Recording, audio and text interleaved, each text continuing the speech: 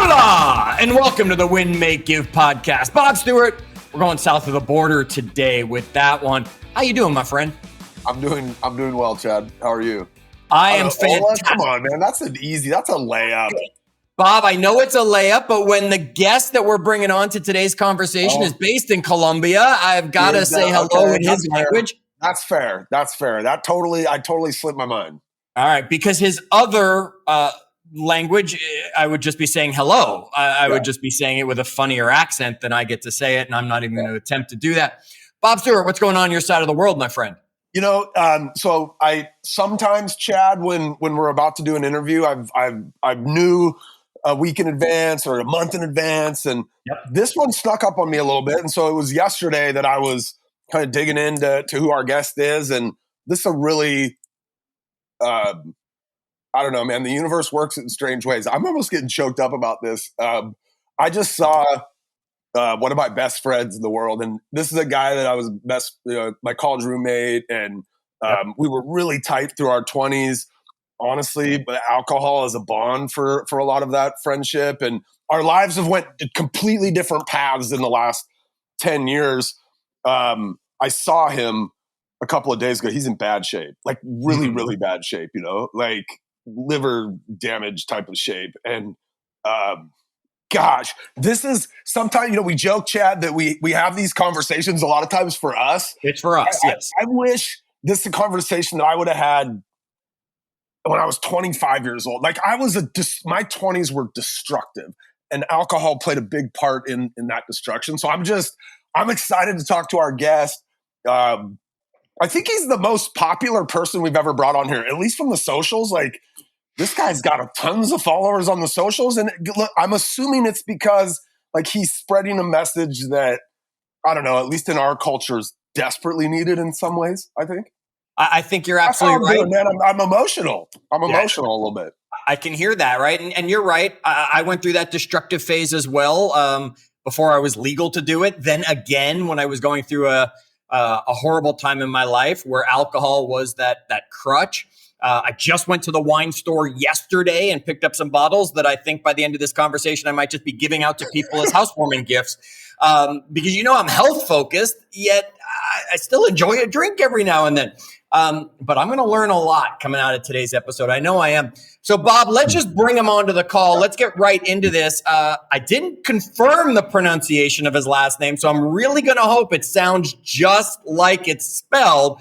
As we bring our guest to the call, James Swanwick is joining us here today. James, welcome to the Win, Make, Give podcast. Thank you very much, gentlemen. It's a pleasure to be here. And yes, you got the pronunciation right. Well done. Yes. And as you can all hear, right, he told us before, we were talking very briefly, that he was in Colombia, yet you hear the accent. That's not a Colombian accent. No, that's an Australian accent joining us. So if I'm saying hello, I mean, you say good day. I guess that's hello in Australia, right? Yeah, that's right. Yeah. I'm actually an Australian American, but I live in Colombia, married to a Colombian wife. I don't know how to say hello and like all that merged together. So I'm going to good day, hola, right there. We went with it. We're good. I went with hola for Colombia. All right, James, we don't do bios. Bob kind of hinted a little bit and I followed up a little bit with something you're going to talk about today. That's not just all who you are though. Tell our audience, who is James? Introduce yourself to them. Yeah, I'm an Australian-American entrepreneur and author, and I was a socially acceptable drinker growing up in Australia in that I had 2 or 3 drinks a night most nights of the week. I drank heavier on weekends, but I wasn't, quote-unquote, an alcoholic. I didn't get a DUI. I wasn't arrested. I didn't wake up in a ditch. But I drank consistently for almost 2 decades. And at age 35, it caught up with me. I was about 30 pounds overweight. I was tired. I was weathered. My business was just blah. I felt like a 5 or a 6 out of 10 in most areas of my life. And I somehow figured out a way to not just quit alcohol, but to stay quit from alcohol. And 15 years later, from that one decision to quit, it's turned into now somewhat of a movement. I have an organization that's called the Alcohol-Free Lifestyle, and we help high achievers to finally break free from alcohol. Not necessarily alcoholics, not necessarily that demographic, but a demographic where they're drinking a good bottle of wine a night. They're going out, they're having a couple of vodkas, beers, and it's really compromising their marriage, their presence with their children, their health, their ability to make money in their businesses. And so I come in and I help them with a neuroscience-based approach. Okay. Now, I want to get into that. I totally want to get into that. Health is my thing. I'm maybe a bottle a week, right? Shared with my wife. So that's like 2 glasses. So that's heavy drinking for me now. I never ended up in a ditch. Bob, I don't know if you ever ended up in a ditch. I never ended up in a ditch. I ended up in a jail cell one time. There you guys, man. I've never ended up behind bars. Bob might have on that one. Yet before we dive into that, and folks, this isn't to scare everybody away from ever drinking. James is just going to bring us some great information, and it's going to be stuff that can be applied other areas in our life as well. That's not all of who you are, though. There's more to James than that. So tell us a little bit about James before you became this guy with this whole movement about it. I know that you were an investor. I know you're a speaker. I know that you are a former anchor on a TV show that everybody knows with the theme song of da-na-na, da-na-na, right? We've all so let's get into a little fun before we get into a little science. Tell us a little bit about the experience of being a Sports Center anchor that I think every sports fan says, I could do that job. You know what? I did that for 2 years. I was a Sports Center on ESPN, or a Sports Center anchor on ESPN, I should say, and based out of Bristol, Connecticut, where ESPN is headquartered. And as an Australian, to make it on American TV was just bewildering to me. I was just like, wow, this is the greatest thing ever. Going all the way back to 1990 when I was 15 years old, my mother would bring home this video camera, this home video camera for me and my younger brothers to play around with, and I would pretend to be a television anchor, right? I've got all these home videos with me with my high-pitched voice. To then, years later in 2010, actually make my television debut hosting arguably the world's most iconic television sports news show, Sports Center, and to do it in a foreign country, because my native country is Australia, was just incredible. Now, the way that it came about coincided with me actually going alcohol-free. So I stopped drinking in March of 2010, and I auditioned to become a Sports Center anchor in May of 2010, and I got the job within 2 months of being alcohol-free. And I credit the clarity, focus, and energy that I got from being alcohol-free to helping me land that audition and then ultimately helping me get that job. You asked what the experience was like. It would be like you would imagine. It was a heck of a lot of fun. I got to watch sport all day, talk sport all day. I got to meet great people like Scott Van Pelt, who's been there for years. I met the late Stewart Scott. He and I would sit next to each other in the makeup department and chat. Unfortunately and sadly, he died a few years later from cancer. And, it was a great, great, great experience until 2012, where I still realized that it was a corporate job. It was corporate America. ESPN is owned by Disney. So I had a boss. I had to clock in at a certain time. I had to clock off at a certain time. It was still corporate America. And I realized that I really wanted to be an entrepreneur. So I ended up making the decision to leave a handsomely paid job, the greatest job on sports television for a guy, and go and try and be an entrepreneur. And then I struggled for 18 months until things turned. I was going to say, you have the look that you could have been a fill-in for Scott Van Pelt. That's nice. I've got the hairstyle for it. You've got his hairstyle for the logo. Absolutely. Okay, before we get off the topic, what's the best sports play you had the pleasure of bringing to us on Sports Center? What was the highlight in the sports world at that time? Tim Tebow throwing the pass to the Denver Broncos wide receiver who's scoring the touchdown in overtime against the Pittsburgh Steelers. Yeah. It was right when Tebow time was everywhere. Yeah. It was that season. And I was in the playoffs, right? He took me to a playoff game, and they won a playoff game on that. Yeah. Yeah, that's right. I was against the Pittsburgh Steelers. Yeah. I can't remember who the wide receiver was, but yeah. And I in my Australian accent, I'm like, and it's Tebow time in Denver. And that was a lot of fun. So I said that a lot during that season. Okay. All right. Bob, you got any sports questions before I let him off the hook? No, I want to get into the alcohol stuff. All right. So we've gone from fun. Let's go into science of this here. Bob, take it away. Well, let me ask you first, in your personal journey, why did you decide to stop drinking? I was in Austin, Texas. That year's South by Southwest Festival, I went out to an industry party. I had 2 Bombay Sapphire gin and tonics. I went back to my hotel about 15 minutes outside of downtown Austin, went to sleep. And when I woke up in the morning, I looked in the mirror and I just felt average. There's this book called Outwitting the Devil by Napoleon Hill, and he talks about the drift and the drift of life. And I realized in that moment that these 18, 19 years of drinking had got me stuck in the drift where I was just drifting through life. I wasn't a 9 out of 10 in anything. I was a 6 in my health, wealth, love, and happiness. I went next door from the hotel to this IHOP, an International House of Pancakes. I sat down, I ordered all-you-can-eat pancakes, and then it dawned on me, what the hell am I doing in an IHOP? And I said, enough, James. Like, what are you doing? And so I looked out the window in that booth of the IHOP, and I said to myself, just try to take 30 days off alcohol and just see how you feel. And so I did. And in 30 days, I lost 13 pounds. My skin cleared up. I slept better. As you know, now about 6 weeks after that, an opportunity to audition for that role at ESPN came up. I seized it. Like I had the strategy, the focus, the motivation. I'm like, I'm going for this. I attracted this beautiful romantic relationship into my life. And I felt so damn good. I thought, well, let's see if I can go 60 days or 90 days. And I kept going and going and going. And then a year later, I was back in Austin, Texas at the next year's South by Southwest Festival in 2011. I went to this bar called the Luster Pearl Bar in Rainey Street, and I ordered a Budweiser. And I went to put it to my lips for what I thought was going to be a celebratory beer to mark 1 year of alcohol-free. And at the very last moment, I thought, hang on a second. In 1 year, I've got my dream job. I've got the body that nature intended me to have. I've got this beautiful romantic relationship. I ran a half marathon. I raised some money for charity. I'm less irritable, less stressed, less anxious. I'm more open. I'm a nicer person. I think I'm just going to keep going. So I called the bartender over, gave him the beer back, tipped him, walked out, and I haven't so much as picked up an alcoholic drink since. So the 2 Bombay Sapphires are the last drinks you've had? Yes, sir.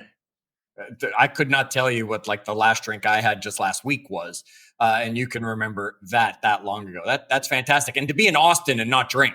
I mean, that is everybody. A lot of people that know this podcast and are listening have been to Austin before, and that's a party town. Yeah, there's places around the US, certainly New Orleans is another place, going to Super Bowl parties. I've been to 7 Super Bowls, and that's a big party as well. And yeah, look, after a while though, once you get used to being alcohol-free and loving it, you can have more fun being alcohol-free. And you notice I'm using the phrase alcohol-free, not sober. And that's a big part that I want to try to instill into your listeners, because we have this association that if we're not drinking, then therefore we've got an alcohol problem, or we're an alcoholic, or we've got to be sober, or we're in recovery, or we've got to get clean, or we've got to surrender to a higher power, or we've got to go to an AA meeting. And I call BS on all of that. I say, choose a lifestyle. And the lifestyle is you're choosing an alcohol-free lifestyle with mocktails or soda water ice and a piece of lime or some 0% beers, and you're choosing great health and sleep. It's not being sober and sobriety. It's choosing a way of life. And that has certainly worked for me over 15 years. Now, that doesn't mean some people don't have addiction issues, and those programs can help those people. And if you're one of those people, Bob and I are here to support you however we can, if we can help. We just want to be right. But it's still a choice we can make. Go ahead, Bob. Well, I mean, you said you're like choosing a lifestyle versus drift. To me, that's the opposite of drifting. You felt like you were drifting, and you said, you know what, I'm going to like choose to do things. I'm not just going to let things happen to me. And essentially, like your drinking was a result of you just drifting into these situations, right? Like over time, you got used to that's what we do. We grab a beer when I come into the party or whatever. What did you have to re-architect in your life, if anything, to allow this to stick, to be easier? Did you have to change your friend group? Did you have to what did that look like? If it looked like anything? Yeah, so I had to change the association that I had with alcohol, because most of us are walking around associating alcohol with pleasure and fun and connection and romance and relaxation and good times.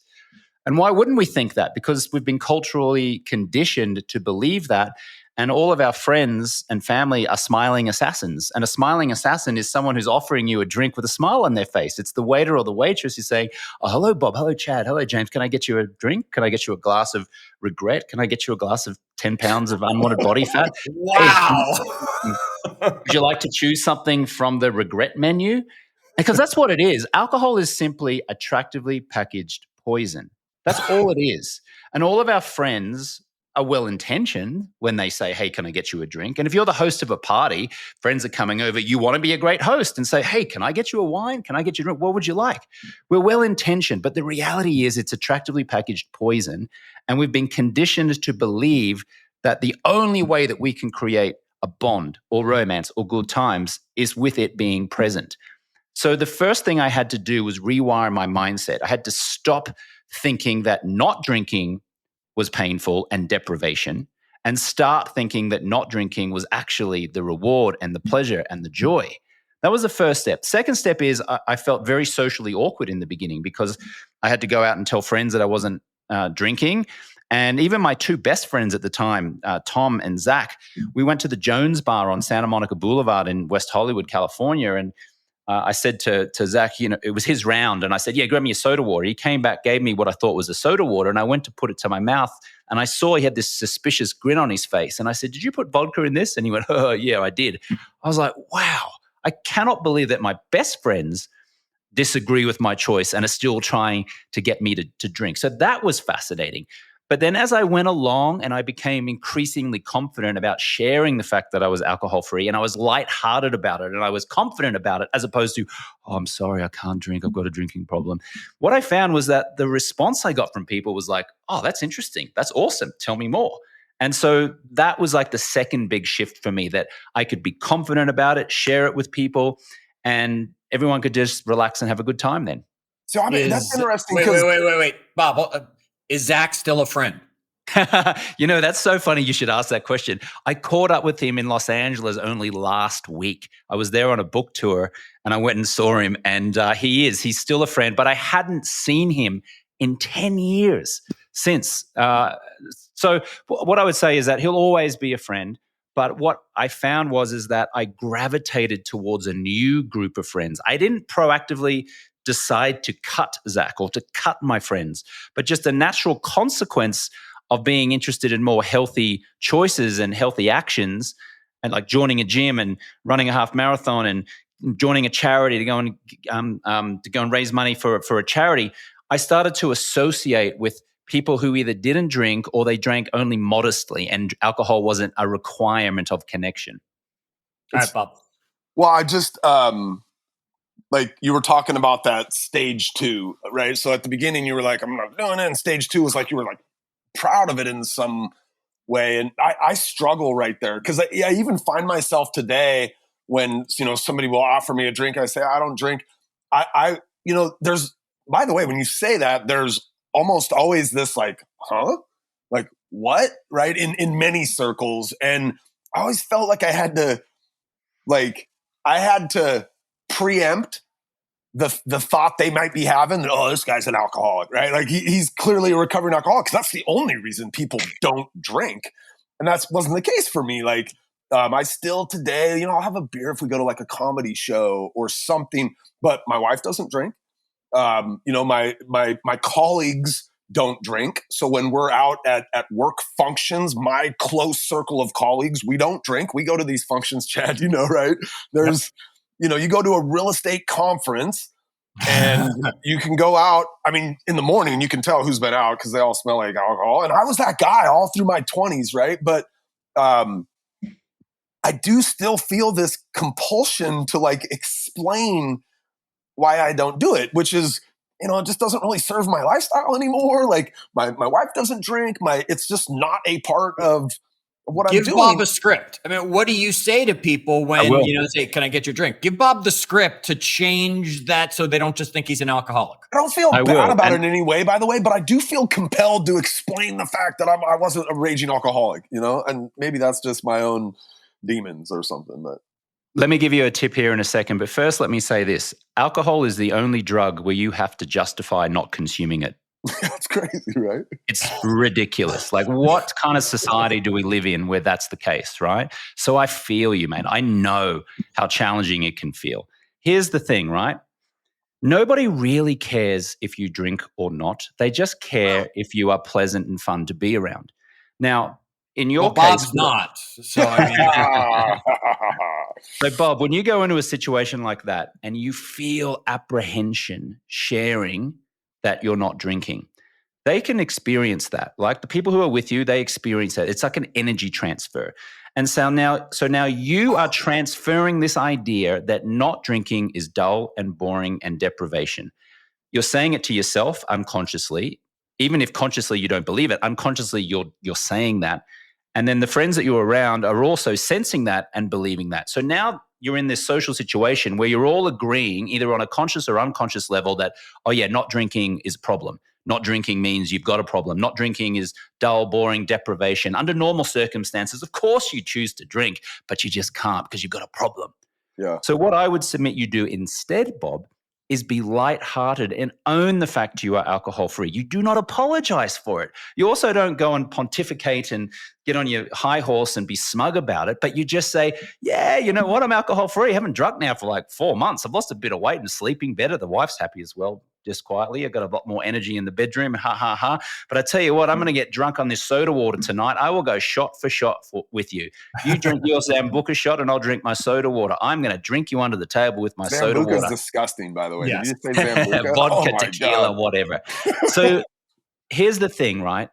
It doesn't matter what you say. It more matters how you say it. You can say whatever the reason you want to give, but as long as the way in which you are delivering that reason is lighthearted and confident with a big smile on your face, it's not judgmental of them for drinking. Let them be them, right? Let them feel comfortable about their choice.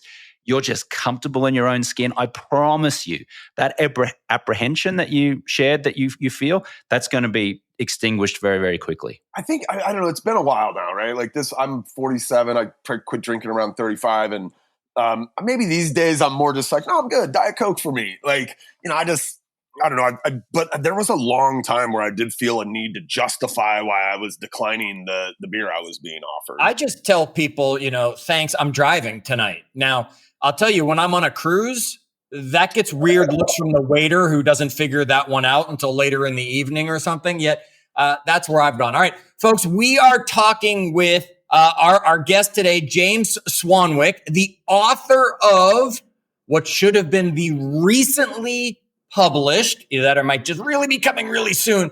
Probably it just got dropped. We're attempting to time this just right. His book is called Clear, the only neuroscience-based method to help high achievers finally break free from alcohol without AA, rehab, or willpower. And I love that last one, right? Without willpower, because we've talked about it many times on this podcast and other trainings. Our friend Jay Papasan and Gary Keller wrote a book, The One Thing, where they talk about how willpower is not on will call, right? So you can't rely on willpower to be the thing. James, you have a program that has like a 98% success rate, helping people in these challenges and the situations. Talk to me a little bit about that. Tell me more about what this looks like. Yeah, so we have a 90-day stop drinking process. It's our flagship program. It's called Project 90. And in 2023, the University of Washington got wind of this stop drinking process and conducted there. So. All right, nice one. Yeah, the University of Washington conducted a scientific study on our 90-day stop drinking process, which is called Project 90. And what they found was a 98% reduction in drinking from those study participants. Now, if we compare that to, say, AA, willpower, and rehab, all of those have less than a 10% long-term success rate. It is true. AA has helped millions of people over 90 years, but it has been ineffective for 9 out of 10 people who attempt it, if we judge success by long-term power over their drinking, okay? So the reason I would submit why we have such a high success rate is a few factors. One of the biggest ones is in AA or willpower, let's say, you're focusing on what not to do. I need to quit. I have to stop. Don't drink alcohol. I'm 2 years sober. I'm surrendering to a higher power. I'm doing these 12-step programs. So we're focused on what not to do. And in studies of neuroscience, what they've shown is that when we give ourselves a command of what not to do, the mind finds that challenging and confusing, and so it just focuses in on the thing that you're telling it not to do. For example, you're skiing down the mountain, you say to yourself, don't steer towards the trees, don't fall over, and often we steer towards the trees and we fall over, right? Okay. Same thing here. If we're constantly saying, don't drink, I shouldn't drink, I got to be sober, we're thinking about drinking and we end up doing that thing. Whereas in our Project 90 process, which the University of Washington studied, we're using positive psychology. We're choosing soda, water, ice, and a piece of lime. We're choosing to consider ourselves a professional sleeper. We're choosing good nutrition, sunlight, having a life of appreciation instead of expectation. We're choosing a like-minded community of high achievers like realtors, real estate investors, doctors, attorneys, lifestyles. We're choosing to surround ourselves with those people who all have a common goal, and that is also choosing an alcohol-free lifestyle. And now when we're commanding our mind to do something, it's a heck of a lot easier to do that thing and achieve that thing than telling our mind what not to do. So that's part of the psychology shift that we have over here, lamenting the past. I'm an addict, I'm an alcoholic, everything's terrible. Over here, I get to choose this lifestyle with fun, energy, health. Folks, check out Clear. You can get it wherever books are sold, right? James Swanwick, Clear, the only neuroscience-based method to help high achievers finally break free from alcohol without AA, rehab, or willpower. Find the book if you're sitting there going, boy, I need that lifestyle choice as I'm going along the way. Bob? Maybe I knew this at some point, or maybe I'm like having a re-aha or something, but that whole, like, I coach kids, James, and I'm just thinking, like, as I coach kids, am I telling them what, like, don't do that, or am I telling them, like, what to do? Like, I think that's such just fundamental advice for how to guide somebody into anything is, like, am I giving them a clear objective to chase, or am I saying just stay away from that thing?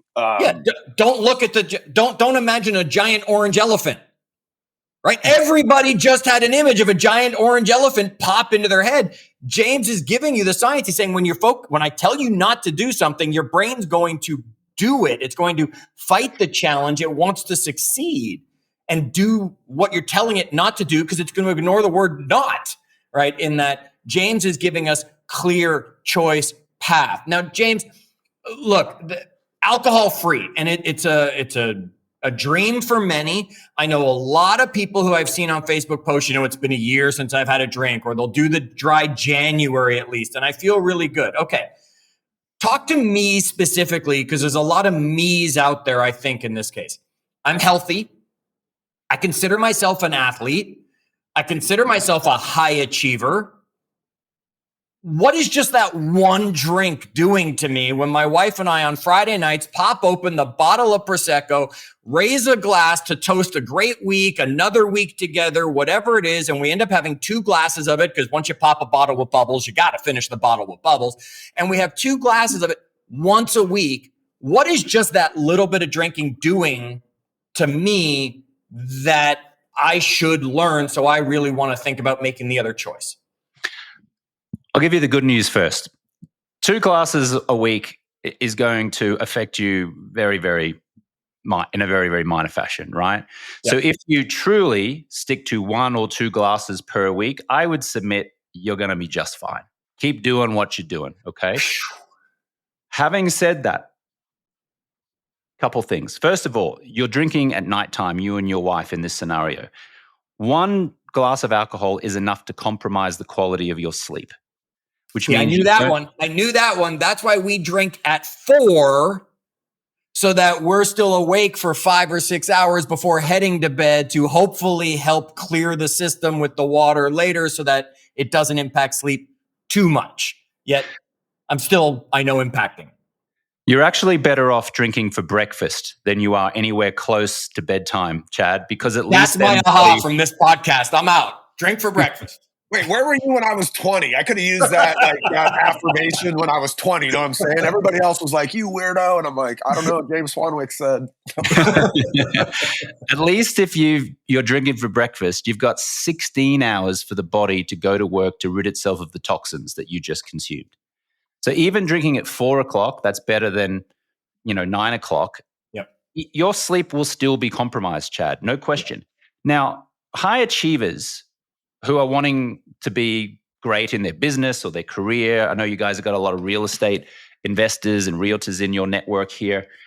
If you want to operate at an 8 or a 9 out of 10, I don't just mean financially or productivity. I mean, are you the best husband to your wife? Are you present with your kids? Are you genuinely feeling like an 8 or a 9 out of your health? Is your mindset really positive most of the time? Okay. If that's your goal, one seemingly innocent drink per night is enough to have you feeling not like a 9 out of 10 and not being a 9 out of 10 in your marriage with your children and your business and your career and your mindset, but feeling like a 7 or a 6 out of 10. Now, the difference between feeling like a 6 out of 10 in all areas of your life and a 9 out of 10 can be hundreds of thousands of dollars financially. People always say to me, oh, but I don't spend that much on alcohol. It might be 5 to 10 grand a year. And I said, you know what? That's not much. What I'm more interested in is how much money are you not generating because you're dragging your ass each day, because you're not clear, because you're not focused, because you don't make that extra sales call, because you don't hire that person, because you don't fire that person, right? That can add up to hundreds of thousands of dollars in lost revenue or income each year, which over the course of 10 years is millions of dollars. Now, also, let me say this. In 2022, there was a study of 35,000 middle-aged British adults. And what they found was that one seemingly innocent drink per night, just 7 standard drinks a week, was enough to destroy gray and white matter in the brain. The bumper sticker is even one drink a night is enough to cause some level of brain degeneration. Now, that should be frightening for anyone who hears that. And I always say this is like death by 1,000 cuts. You don't necessarily notice over days and weeks and months the consequences of 1 or 2 drinks a night. But over years and decades, you notice it. You notice it because the drift gets you. Now, all of a sudden, you're 20, 25 pounds overweight. Your marriage is kind of on the rocks. You're not present with your children. You're not doing the best in your business or your career. And now that really starts to seep in. And you understand now the damage that 1 or 2 seemingly innocent drinks have done over many years. Can I, as this is really good stuff, as back to like the neuroscience based method, give me a couple of tips out of there. Like we're gonna give them the whole book, right? Go get the book if you guys want to figure it out. But beyond like not looking at it as a don't do this, look at it as like, what am I, replacing that with? Like, what are some other things that you learned in researching this, or that people learn in kind of becoming a part of your alcohol-free lifestyle? I'll share something that I learned around dopamine and what happens to dopamine when we drink alcohol. And then I'll give you and your listeners a practical step that I actually learned from James Clear, the author of Atomic Habits, which has sold like 15 million copies. James Clear came in and was a coach for our clients at Project 90 for a session and gave us some amazing practical tips on how to help our folks to eliminate alcohol from their life. So the first thing is that when we drink alcohol, our dopamine receptors light up like the 4th of July, fireworks, right? And so we get this big surge of dopamine, which is a big surge of pleasure. Now we associate the consumption of those toxins from the attractively packaged poison as pleasure and something rewarding. Now, the challenge that we have as adults who are drinking one of those drinks per night for many, many years is that over time, our dopamine receptors start to get dulled. And so now we require more alcohol to give us that same 4th of July effect. And then, of course, we drink more and more to get the same effect that we got from the one drink. And now all of a sudden, we're drinking, we're stressed, we're anxious. And pretty soon, we're craving a drink to relieve ourselves of the very symptoms that drinking is creating in the first place. And so we get stuck in this vicious cycle where we don't want to drink as much, but we're feeling like we're having to drink to try to reduce the stress and anxiety and to relieve ourselves of the pain of that. So that was a very interesting study that I researched and now have parlayed onto our Project 90 clients, which is the role of dopamine keeping us addicted to drinking. A practical step that you and our listeners can take here that James Clear gave us is to remove visible signs of alcohol in your home. Now, that can mean, in the best case scenario, throwing out the wine collection, throwing out the bottle cork openers, throwing out the wine glasses. If you've got posters on your wall with Budweiser and beer, making ugly women attractive since 1932, ha, ha, ha, those kind of jokes that you see often in people's homes, the sports bar, where you got the claws and the bud and all that kind of stuff. If you're constantly surrounded by that imagery in your own home, that's going to reinforce that alcohol is normal and therefore you should consume it. What James Clear suggested was, first of all, best case, throw it all out. Second case, if you're not going to throw it out and you're going to keep wine or beer in your fridge, maybe for guests, etc., put it on the lower shelf behind some other food. Because when we bend down or we look into the refrigerator, I should see, oftentimes we don't see things on the bottom shelf or the top shelf, depending on how your fridge is located. So he suggested putting obstacles in front of the visible signs of alcohol. He actually said when he was quitting alcohol, he couldn't quite bring himself to throw out his wine collection. So he took the bottles of wine outside into the garage, got up on a ladder, put it all the way back behind some old luggage that he had, and then went back into the home. And so every time he felt like he wanted a drink, in his mind, he now had to leave the house, go out to the garage, climb up the ladder, move the luggage away, retrieve the bottle, take it all the way back inside into the house. And that was enough for him to give himself a pause between the stimulus of the craving and then the action of, drinking alcohol. So there's a couple little things there that he suggested. And again, his book is Atomic Habits. He studied the neuroscience. He studied human behavior. And so the lesson I get from that, and I hope that you guys get from that, is try to put obstacles between you and the consumption of alcohol in your home.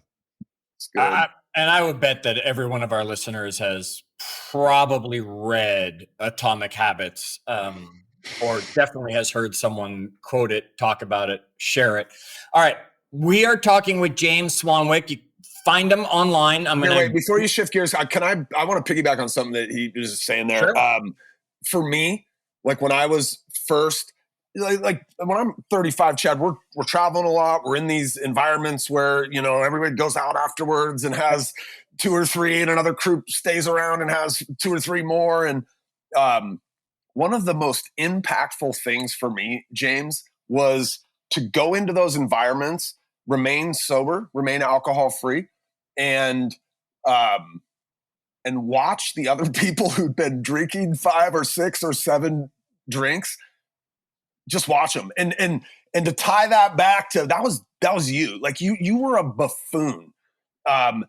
And to have clarity in those social situations where then I felt like I had an advantage almost, right? Because I had all my faculties about me, where for years I would have felt like I had an advantage because I was loose and comfortable, right?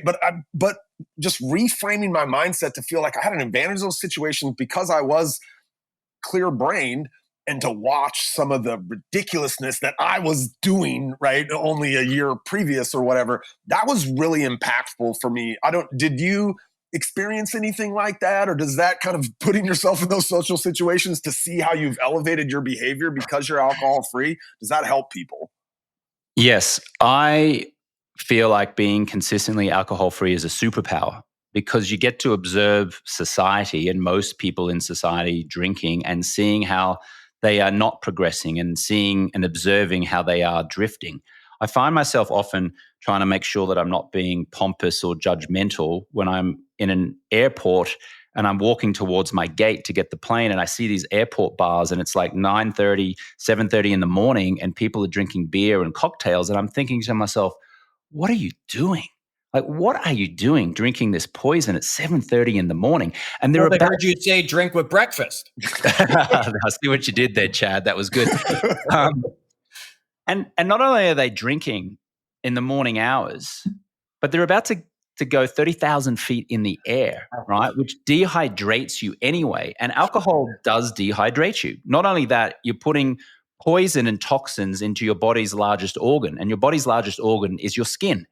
And so that shows up as bags under the eyes, crow's feet, a weathered look. In fact, there was a study out of the UK in 2018, 2019, where they showed us a collection of photographs of random people. And they showed it to a group of study participants, and they said, choose who you find most attractive. And almost all of the ones that the study participants chose as the most attractive were the non-drinkers. And there were drinkers associated with those photos, right? So there was a random group of photos of drinkers and non-drinkers, and the study participants said, oh, I find that person most attractive, that person, that person. Almost all of them were non-drinkers.